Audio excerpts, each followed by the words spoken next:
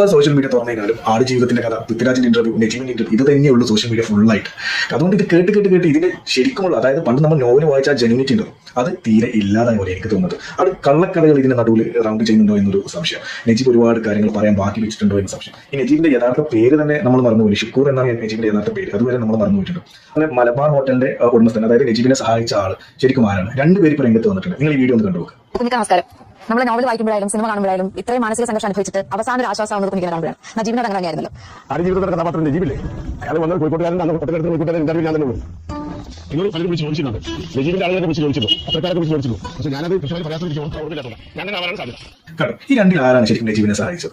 ശരിക്കും ഇതിനൊക്കെ ഉത്തരം നജീബിനെ തരാൻ പറ്റും, പക്ഷെ നജീബും ഭാഗത്ത് ഓർക്കുന്നില്ല. ശരിക്കും ഇതൊക്കെ ഡെയിലി കേൾക്കുന്ന നമ്മളെ ശരിക്കും മണ്ടന്മാരാണ്. ഇതൊക്കെ ബെന്യാമിന്റെ സൃഷ്ടികളാണോ എന്ന് എനിക്കൊരു സംശയമില്ല. കാരണം ഒരു കഥയായതുകൊണ്ട്, ബെന്യാമിൻ എഴുത്തുകാരനായതുകൊണ്ട് ഒരു 80% എഴുതി വിട്ടതാണോ എന്ന് എനിക്കൊരു സംശയം. എന്നെപ്പോലെ നിങ്ങൾക്കും സംശയം ഉണ്ട് എന്ന് എനിക്ക് തോന്നുന്നു. അതുകൊണ്ടാണ് ഈ വീഡിയോ ഇട്ടത്. കാരണം ഡെയിലി